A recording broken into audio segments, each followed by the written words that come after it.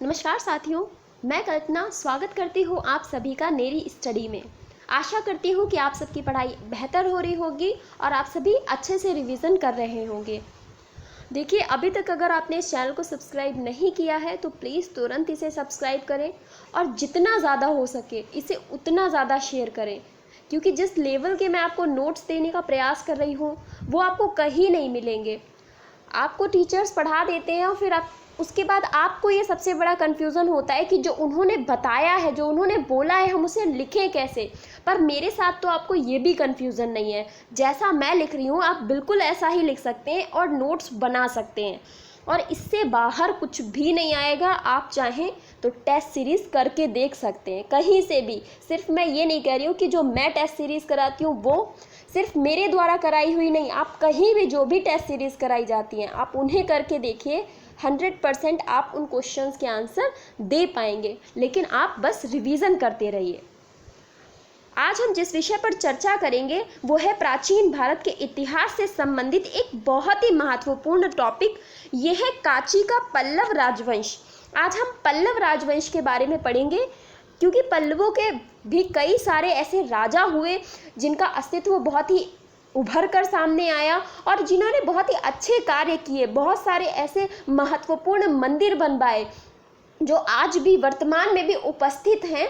तो इनके बारे में आज हम पढ़ेंगे, कांची के पल्लव राजवंश। और कांची कहाँ पर? तमिलनाडु के क्षेत्र में वर्तमान में स्थित है कांचीपुरम।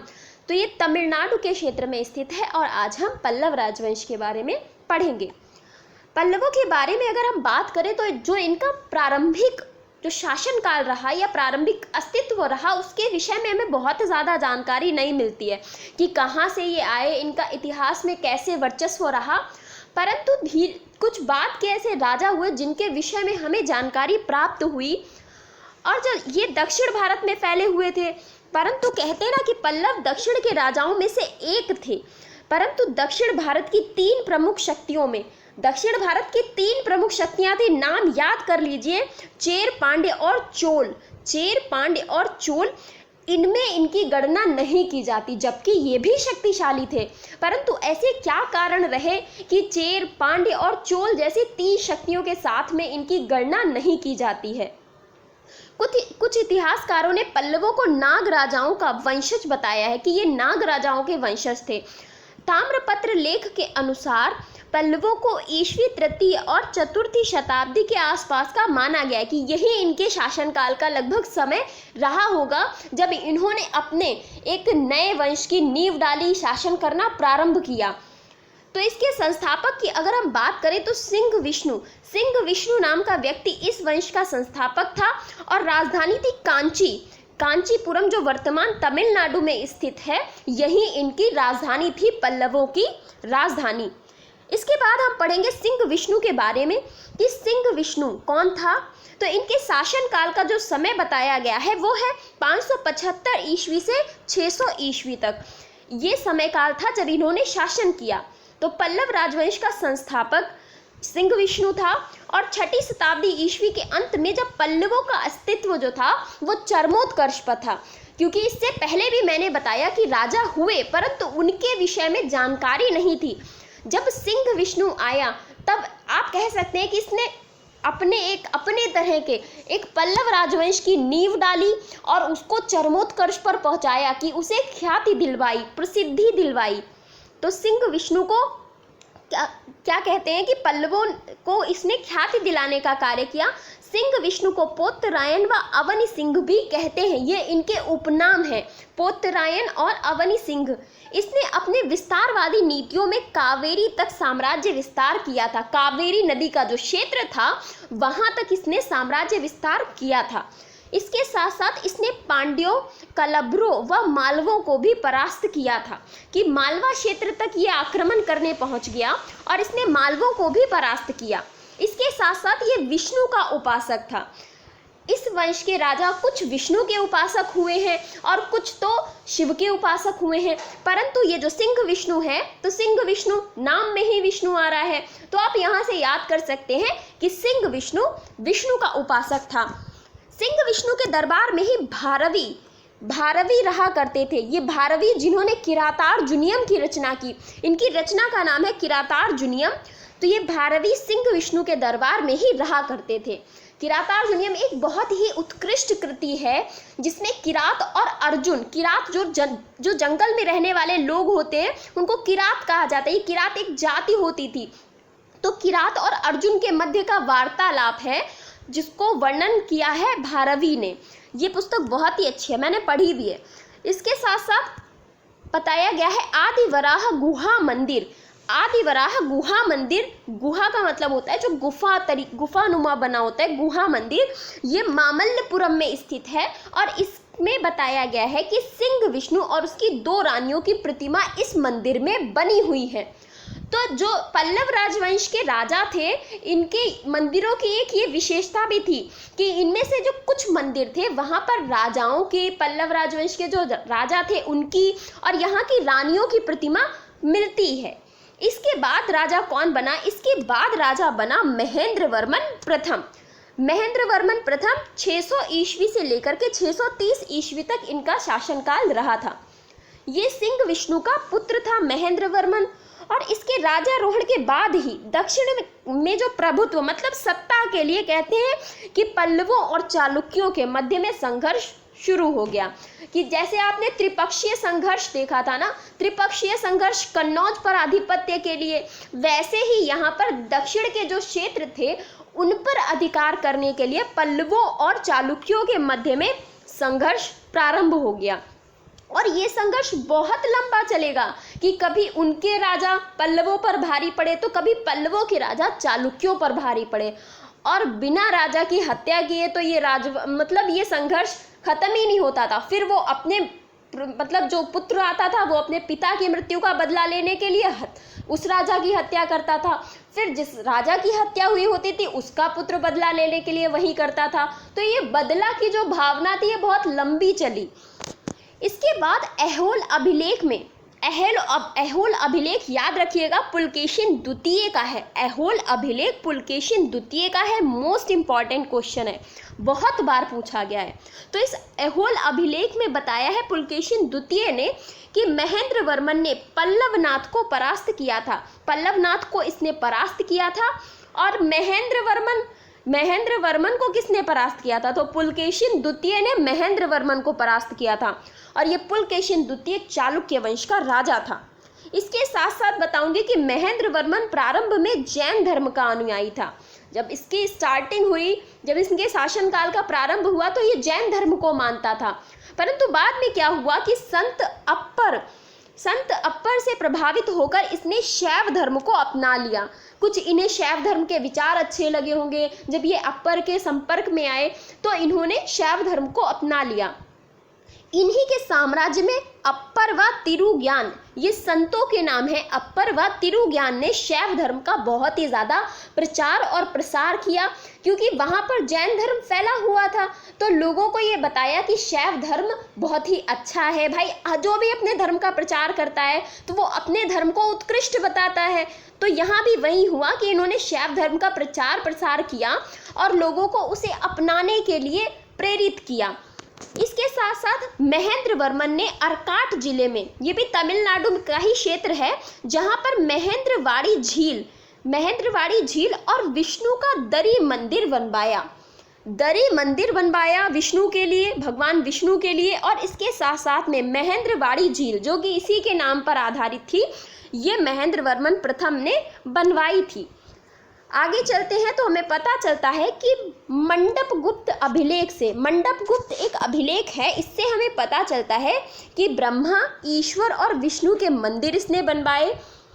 अब ये ब्रह्मा का मंदिर तो नहीं मिला, क्योंकि भारत में भगवान ब्रह्मा का सिर्फ और सिर्फ एक ही मंदिर है, जो कि कहाँ स्थित है? पुष्कर, राजस्थान में स्थित है। तो अगर ये मंदिर होता तो शायद वर्तमान में भारत में 2 मंदिर होते, परंतु भारत में सिर्फ और सिर्फ एक मंदिर है, तो शायद इस मंदिर का अस्तित्व समाप्त हो गया होगा। इसके साथ साथ दक्षिण में दरी मंदिर बनवाने का श्रेय भी महेंद्र वर्मन प्रथम को जाता है।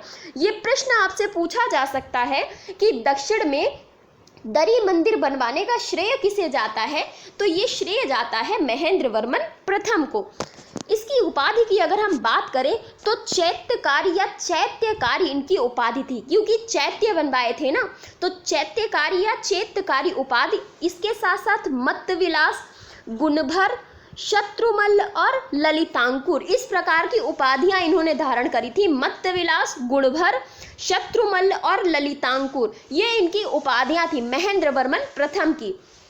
आगे बात करें तो ये संगीत और नृत्य को भी प्रोत्साहित करने वाला राजा बना, कि जो कला, जिसे कला कहा जाता है कि संगीत और नृत्य कला, इनको भी इसने बहुत ही ज़्यादा प्रोत्साहन दिया।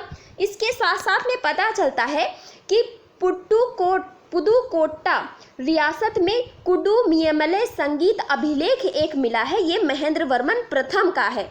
कुडुमियमले, क्योंकि ये तमिलनाडु की भाषा का है, तो वहाँ की भाषा के जो नाम है थोड़े से अलग होंगे, तो आपको याद करने में थोड़ी कठिनाई होगी, लेकिन याद करना पड़ेगा। तो पुदुकोट्टा रियासत से एक इनका संगीत अभिलेख मिला है कुडुमियमले, जो महेंद्र वर्मन प्रथम से संबंधित है। और महेंद्र वर्मन प्रथम ने स्वयं मत्तविलास प्रहसन की रचना की थी। मत्तविलास प्रहसन इनके द्वारा रचित है, महेंद्र वर्मन प्रथम के द्वारा। तो ये बहुत ही बारी पूछा गया है, आप इसका नाम याद रखिएगा। और इसके साथ साथ ये भी कि महेंद्र वर्मन पल्लव वंश का राजा था। नेक्स्ट आगे हम चलते हैं, इसके बाद राजा कौन बना। तो इसके बाद इन्हीं का पुत्र नरसिंह वर्मन प्रथम राजा बना। ये तो बहुत ही शक्तिशाली राजा था नरसिंह वर्मन प्रथम, जिनके शासनकाल का जो समय था वो था लगभग 630 से 668 ईस्वी। 630 से लेके 668 ईस्वी तक इनका जो शासनकाल था वो चला था, नरसिंह वर्मन प्रथम का। ये महेंद्र वर्मन के पुत्र थे और अत्यंत वीर व शक्तिशाली राजा था। इसने पुलकेशिन द्वितीय को हराया, ऐसा कुर्रम पत्रलेख में लिखा है। मैंने बताया ना, चालुक्य और पल्लवों के बीच में संघर्ष जारी था।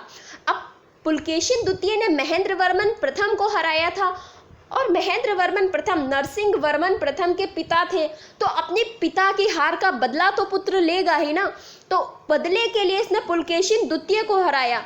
अब चूंकि जब नरसिंह वर्मन प्रथम एक नवयुवक है तो उसमें शक्ति ज़्यादा होगी, और पुलकेशिन द्वितीय जो कि वृद्ध हो चुका है, जाहिर सी बात है कि वो कमज़ोर रहा होगा। तो पुलकेशिन द्वितीय की राजधानी पर इसने हमला किया और इसने तीन बार आक्रमण किया है। नरसिंह वर्मन प्रथम ने 3 युद्ध किए पुलकेशिन द्वितीय के साथ और तीनों में परास्त किया। तो ऐसा कुर्रम पत्रलेख कहता है। और पुलकेशिन द्वितीय की राजधानी जो कि वातापी थी, क्योंकि ये वातापी के चालुक्य थे। जब चालुक्य मैं पढ़ाऊंगी तो 3 तरह के, कल्याणी के चालुक्य, वातापी के चालुक्य, तो वो वहाँ हम डिस्कस करेंगे। तो वातापी के चालुक्य, वातापी इनकी राजधानी थी। तो इस पे आक्रमण करने के लिए इसने अपनी सेना भेज दी कि बस अब आक्रमण कर दो, पुलकेशिन द्वितीय को समाप्त करना है। तो 642 ईस्वी में पुलकेशिन द्वितीय इसी आक्रमण में लड़ता हुआ मारा गया। तो आप देखिए परिस्थिति इतनी विपरीत हो जाती है कि वो वृद्ध था, तो जाहिर सी बात है कमज़ोर रहा, और नरसिंह वर्मन प्रथम ने इसे इजीली मार दिया। उपाधि की अगर हम बात करें कि इस जो युद्ध के बाद इसने नरसिंह वर्मन प्रथम ने उपाधि धारण करी वातापी कोंड और महामल्ल या मामल्ल की, ये उपाधि धारण करी थी पुलकेशिन द्वितीय को हराने के बाद। इसने त्रिचनापल्ली व पुदुकोट्टा में दरी मंदिर बनवाए। तो इसने भी दरी मंदिर बनवाए, कहाँ पर? त्रिचनापल्ली और पुदुकोट्टा में। इसके साथ साथ हम बात करें तो नरसिंह वर्मन प्रथम ने महाबलीपुरम या मामल्लपुरम नगर बसाया, तमिलनाडु का एक बहुत ही महत्वपूर्ण नगर, जिसकी चर्चा आपने बहुत बार सुनी होगी। हाल ही में आपने इसकी चर्चा सुनी होगी जब चाइना के राष्ट्रपति यहाँ पर दर्शन के लिए आए थे। तो ये काफ़ी पहले की बात है, लेकिन आपने उस समय ये न्यूज़ काफ़ी बार टीवी पर देखी होगी। तो ये नगर जो है महाबलीपुरम या मामल्लपुरम, ये नरसिंह वर्मन प्रथम ने ही बसाया था। और इसके साथ साथ महाबलीपुरम का एकाश्म रथ मंदिर, जिसमें 7 रथ बने हुए हैं, ये भी किसने बनवाया? ये भी बनवाया गया नरसिंह वर्मन प्रथम के द्वारा। इसके बाद आगे हम बात करेंगे तो यहाँ पर 7 मंदिर बने हुए हैं, रथनुमा 7 मंदिर एक ही पत्थर को काट कर इन्हें बनाया गया है। और इसमें सबसे छोटा द्रौपदी का रथ मंदिर बनाया गया है, जो कि बहुत ही साधारण सा बना हुआ है, कोई भी अलंकरण नहीं है। अब इसके पीछे इनकी क्या सोच रही होगी ये तो कहना थोड़ा मुश्किल है, परंतु सबसे छोटा द्रौपदी का रथ मंदिर है और ये प्रश्न भी पूछा गया है, तो याद रखिएगा। इसके साथ साथ बात करें तो कहा जाता है 642 में हेनसांग कांची आया था। इनकी राजधानी कांचीपुरम थी, तो हेनसांग जो कि हर्षवर्धन के शासनकाल में वहाँ रहा, तो वेनसांग जो था वो कांची में आया था और हेनसांग ने कांची के बारे में कुछ विवरण दिया है जो बहुत ही महत्वपूर्ण है। इसने बताया था कि यहाँ की भूमि उर्वर थी, मतलब उपजाऊ थी और बहुत ही अन्न उत्पादन होता था। इसके साथ साथ में बहुमूल्य रत्न व वस्तुएं यहाँ पर प्राप्त होती थी लोगों को। यहाँ की जलवायु उसने उष्ण बताई, जो कि उष्ण है ही, और साहसी प्रजा बताई कि प्रजा बहुत ही साहसी है, विद्या का आदर किया जाता है यहाँ पर। और राजा के विषय में बताया कि राजा सत्य प्रिय है और ईमानदार है और सत्य प्रिय है। इसके साथ साथ में इसने 100 संध्याराम और 10,000 भिक्षुओं को वहाँ रहने की विषय में भी विवरण दिया कि यहाँ पर 100 संध्याराम बने हुए हैं जो कि बौद्ध धर्म से संबंधित हैं और 10,000 भिक्षु उसमें रहते हैं। इसने बताया कि यहाँ पर महायान शाखा का प्रचलन है और इसके साथ साथ अशोक के स्तूपों का भी उल्लेख वेनसांग ने किया है। इसने ये भी बताया कि प्रसिद्ध बौद्धाचार्य धर्मपाल कांचीपुरम के ही थे, कि वो कांचीपुरम में ही रहते थे, जो प्रसिद्ध धर्माचार्य थे बौद्धाचार्य धर्मपाल। इसके बाद अगर हम बात करें तो राजा कौन बना, इसके बाद महेंद्र वर्मन द्वितीय राजा बना, जो कि 668 ईस्वी से 670 ईस्वी तक मात्र 2 वर्ष का इनका शासनकाल रहा। अब इसके पीछे कारण क्या था कि जैसे ही ये राजा बना तो पुलकेशिन द्वितीय का जो पुत्र था वो बस समझिए कि बदला लेने के लिए बैठा ही हुआ था कि जैसे ही अब मुझे मौका मिलेगा मैं आक्रमण करूंगा, अपने पिता की मृत्यु का बदला मुझे लेना है। तो वहीं हुआ कि पल्लवों और चालुक्यों का प्रभुत्व जो संघर्ष था वो यहाँ भी जारी रहा। पुलकेशिन द्वितीय के पुत्र ने, जिसका नाम था विक्रमादित्य, इसने अपने पिता की मृत्यु का बदला लेने के लिए महेंद्र वर्मन द्वितीय की हत्या कर दी। तो अब जब इनकी हत्या कर दी फिर जाहिर सी बात है 2 ही वर्ष का शासनकाल रह पाया और संघर्ष में ये मारे गए। इनके बाद राजा कौन बना, तो इनके बाद राजा बना परमेश्वर वर्मन प्रथम। इनके नामों में वर्मन जरूर आएगा, तो ये पल्लव राजवंश का वर्मन एक याद रखिएगा, साइन है कि वर्मन इनके वंश में आता है। तो परमेश्वर वर्मन प्रथम इनके बाद राजा बने, जो कि 670 ईस्वी से लेकर के 695 ईस्वी तक इनका शासनकाल रहा था। तो परमेश्वर वर्मन के काल में पल्लव और चालुक्य संघर्ष जारी रहा, जिसके तहत गढ़वाल पत्र लेखों से हमें पता चला कि विक्रमादित्य ने कांची और मामल्ल पर अधिकार कर लिया। अभी विक्रमादित्य इतना मतलब साहसी हो गया कि इसने कांची, इनकी राजधानी, और मामल्ल, जिसकी स्थापना किसने की थी, नरसिंह वर्मन प्रथम ने ये नगर बसाया था, इन दोनों पर अधिकार कर लिया और उरगपुर, उरैयूर जो वर्तमान में है, यहाँ तक इसने आक्रमण किए। तो जब ऐसी परिस्थितियां बन गई फिर आगे हमें क्या पता चला कि जो पल्लवों के लेख हैं अब वो क्या कहते हैं। ये तो गढ़वाल लेख से हमें पता चला कि ऐसा कुछ हुआ था, परंतु पल्लवों के लेख कुछ और ही कहते हैं।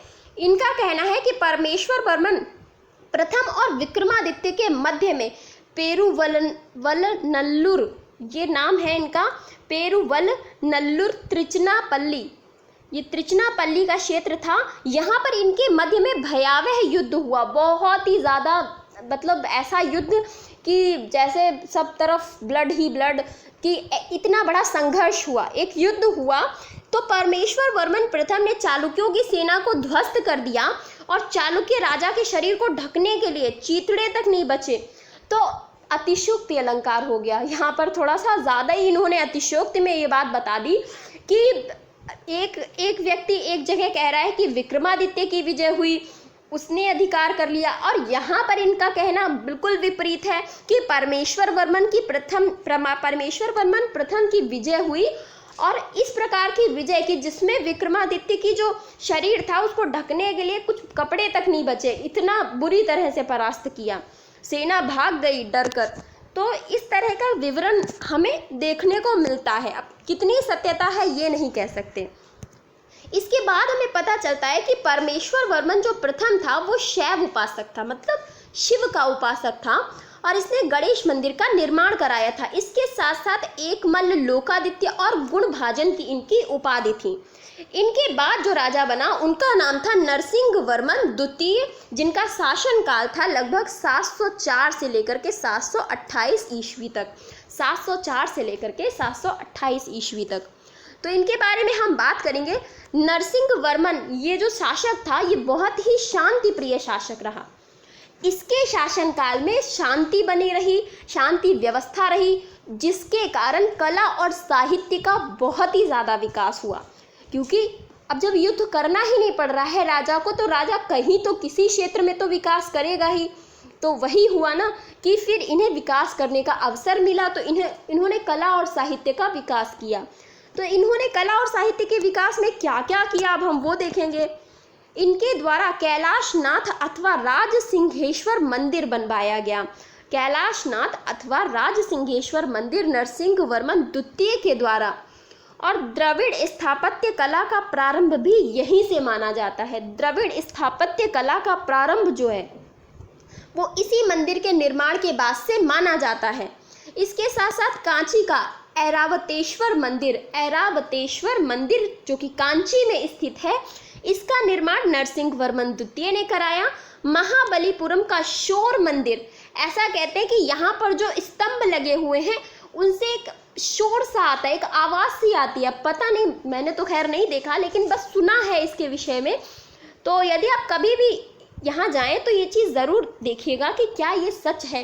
कहा तो यहीं जाता है। तो महाबलीपुरम का शोर मंदिर, ऐरावतेश्वर मंदिर और कैलाशनाथ या राजसिंहेश्वर मंदिर किसके द्वारा बनवाया? नरसिंह वर्मन द्वितीय के द्वारा। इसके साथ साथ इनके राज दरबार में दंडी नामक जो लेखक थे या रचनाकार थे, ये रहा करते थे। इन्हीं की राजसभा में दंडी रहा करते थे। इनकी उपाधियों की बात करें तो राजा सिंह, आगम प्रिय और शंकर भक्त, ये इनकी उपाधियां। इसके बाद जो राजा परमेश्वर वर्मन द्वितीय 723 ईस्वी के आसपास, 730 ईस्वी के आसपास का इनका समय काल माना जाता है। और बहुत ही छोटा समय काल, क्योंकि इनके विषय में कुछ जानकारी ही नहीं मिली। तो इनके विषय में जब अधिक जानकारी नहीं मिली तो बस इतना पता चला कि ये नरसिंह वर्मन द्वितीय के बाद राजा बने, और इसके साथ साथ इनकी हत्या गंग वंश के शासक ने कर दी थी, अर्थात इनकी हत्या कर दी गई थी। तो इसके बाद इनका शासनकाल यहीं पर समाप्त हो गया। फिर इसके बाद परिस्थितियां थोड़ी विपरीत हो गई। जब परमेश्वर वर्मन द्वितीय की मृत्यु हो गई, उसके बाद इनके शासनकाल में ग्रह कलह शुरू हो गई कि अब राजा कौन बनेगा। सब आपस में झगड़ा करने लगे कि मुझे राजा बनना है, कोई कह रहा था कि मुझे राजा बनना है। तो ऐसी परिस्थिति में जो सिंह विष्णु जो संस्थापक था, उसके भाई का जो वंशज रहा, सिंह विष्णु के भाई का वंशज रहा नंदी वर्मन, वो राजा बना। क्योंकि प्रजा चाहती थी कि वो राजा बने, और प्रजा को ऐसा लगता था कि वो उनकी रक्षा कर सकेगा और एक बेहतर राजा बनेगा। तो इसीलिए प्रजा की समर्थन से नंदी वर्मन राजा बना। नंदी वर्मन की बात करें तो इसने कांची के मुक्तेश्वर मंदिर और बैकुंठ पेरुमाल मंदिर का निर्माण कराया। नंदी वर्मन द्वितीय इन्हें कहा जाता है। तो कांची के मुक्तेश्वर मंदिर और बैकुंठ पेरुमाल मंदिर का निर्माण किसने कराया? नंदी वर्मन द्वितीय ने। वैष्णव संत तिरुमंगई अलवार, इनका नाम है तिरुमंगई अलवार, ये भी नंदी वर्मन द्वितीय के समकालीन थे, अर्थात इन्हीं के समय में तिरुमंगई अलवार संत रहे थे।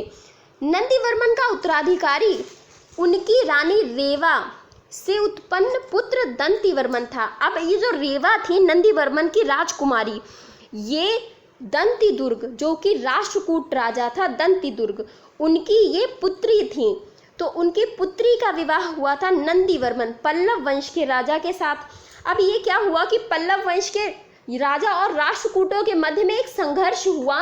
उस संघर्ष के बाद इन लोगों का विवाह कराया गया। अब आप इसे संधि कह सकते हैं या जो भी परिस्थितियां बनी हो। तो नंदी वर्मन का विवाह हुआ था राष्ट्रकूट राजा दंती दुर्ग की कन्या रेवा के साथ में, और जिनसे उनका पुत्र हुआ दंती वर्मन। तो ये युद्ध के बाद विवाह हुआ।